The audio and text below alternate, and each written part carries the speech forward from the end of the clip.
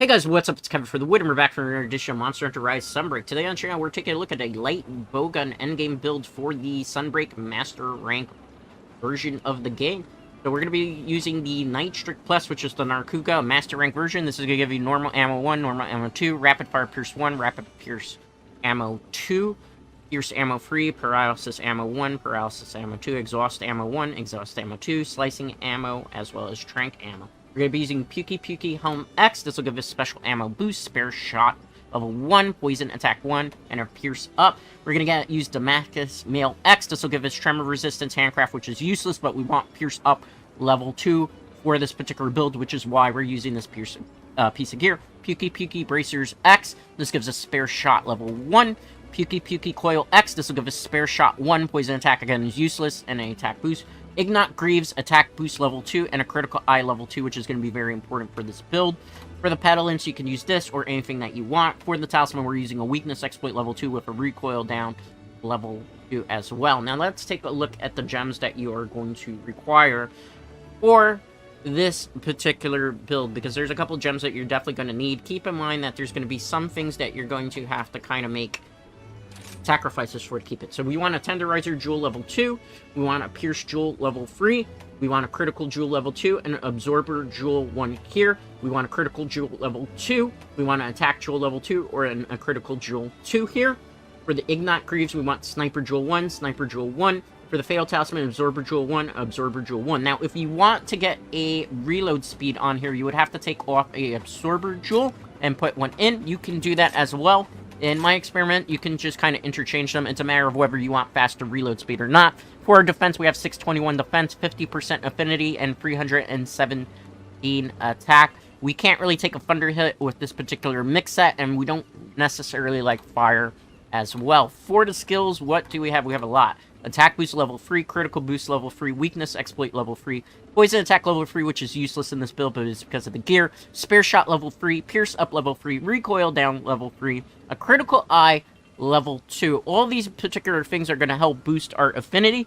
Handcraft level 2 is not important here. Ballistics level 2, steadiness level 2, special ammo boost level 1, and a tremor resistance. So it's quite a bit of skills.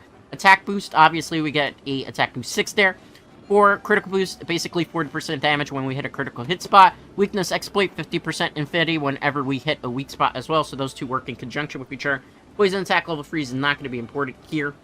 Fair shot level 3 just gives us extra ammo. Every time we fire, there's a chance we fire a free bullet shot there. Pierce up level 3 is basically going to increase the amount of damage that our pierce ammo does. Recoil down 3 basically reduces the amount of recoil for the gun. Critical eye just gives us plus 10 affinity, giving the weapon 50% affinity. Handcraft is useless. Ballistics here extends the range of our gun. Steadiness basically fixes the deviation quite a bit. Special ammo boost is basically for when we drop chargers or anything of the sort, so it can get pretty handy. For the purpose of this showcase, I'm just going to fight a very easy Master Rank monster, just so I can show you basically what you want to be doing with this particular light bowgun build. Now, we should be targeting basically weak spots. Most monsters' weak spots are going to be their face, their tail, or their back. Sometimes it's the foot. Every monster is different. If you want a really good resource as to where the weak spots are for specific monsters, I would recommend checking out a website called Kirikana, which I will link in the description. Also, there's some pretty good apps which will tell you the weak spots as well. Now, for this build, keep in mind that our gun, thanks to all the skills that we have, starts naturally with 50% affinity. So whenever we hit a weak spot of a monster, which is probably going to be the face in this particular situation, we're hitting for a 100% affinity. 100% affinity. Affinity in Monster Hunter is basically critical hits. So critical hit damage. So we're hitting for the maximum amount of damage possible against a monster. I think I might be going potentially the wrong way. Yeah, I have to go the other way here. So we're going to be fighting Great Uzuchi. What you want to do basically is start with your Pierce Ammo level 2, then move to Pierce Ammo level 1, and then maybe Pierce Ammo 3 or Slicing, depending on how long it takes to kill a monster. So we're going to start off here. We're going to target the face, and we're just going to shoot here. Now keep in mind, because I took out a Quick Load gem, it takes me a little longer to reload my ammo. But in the benefit here is that I have very fast deviation. I can fire. There's no recoil, so I can kind of move around, not have to worry about the gun kind of giving me a little bit of a recoil in that retrospect. So you're going to be firing off all these shots here. Keep that in mind. Keep that in mind. You're going to be dodging around. Every once in a while, you can set a charger if you're thinking a good spot. You can, again, take out one Absorber Jewel, give up a little bit of your recoil, to be able to get a faster load time. I feel like it's not necessarily necessary for certain monsters, so you can just kind of interchange it. Ideally, most people would say you'd want a reload speed free, which I do kind of agree with, but because we're trying to get the maximum amount of damage on this particular build, because we need to do more damage against Master Rank monsters, I think it's more in your benefit to just kind of rock only the one quick load. In fact, just the quick load there as it isn't really that long of a reload speed. You just gotta remember that when you're reloading, that you don't reload in front of the monster, case in point that I did there. So we're again just targeting the facial area here. The pierce bullets will not only pierce the armor, which will give us the ability to break certain armor spots of a monster. Now, if you want to actually cut things like tails and everything of the sort, you will have to use the slicing ammo that is available in this gun as well. Some people particularly don't like to use the pierce build and instead will go for the Despot Wildfire build, which is slicing ammo over the sword. You could do that. I don't have a build for that ready for Master Rank as of yet, because I'm still perfecting certain builds. We wanted to do Pierce because Pierce is something that is really good for Hame runs of Monster Hunter Rise Sunbreak. Hame runs are basically when you go in with like 4 gunners, and one of the gunners is a status gunner, and you just kind of go to ham and you kind of flinch lock and paralock the monster into position so that you can do really quick, fast, and efficient hunts. Now, just like with any ranged weapon, it's very dependent on the teammates that you get. If you get teammates that are all Blade Masters and you're only Gunner, it's going to be very hard for you to maintain your perfect sweet spot to be able to do the maximum amount of damage with Weakness Exploit and Critical Boost, just because naturally Blade Masters cause monsters to move around a lot more. On top of that, because Blade Masters tend to move around quite rigorously, there's a high potential that they will jump into your shots, meaning that you don't get all the effective bullet shots that are necessarily for your particular damage rotation. So that's one of the things that when you're hunting with people, Blade Masters tend to make it a bit more difficult on certain quests, so you will probably have to hang back.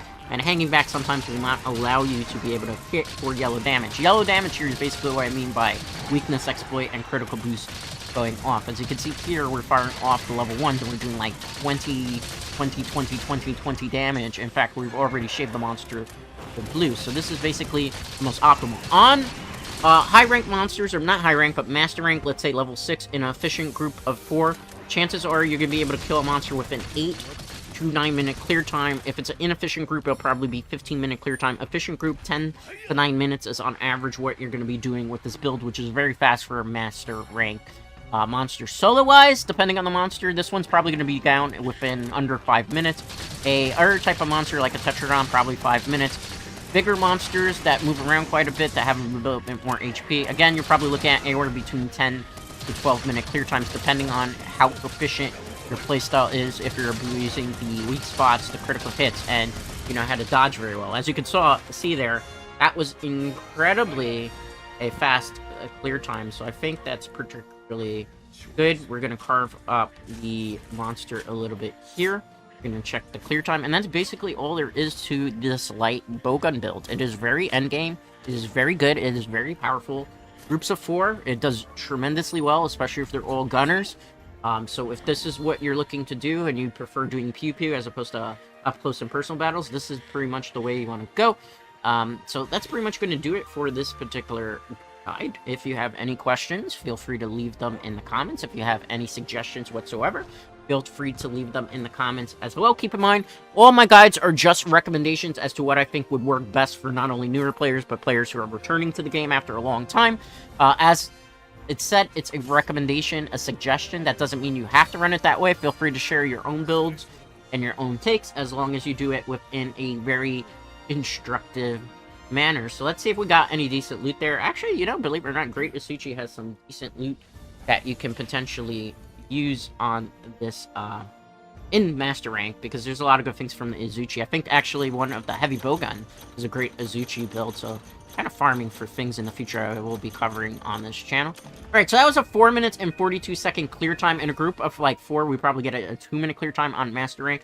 That's going to do it for today's video. As always, a like on this video is greatly appreciated. If you're not already subscribed to the channel, definitely consider doing so, as it helps the channel grow. And I will see you for the next Monster Hunter Rise video, which will be a Switch X build.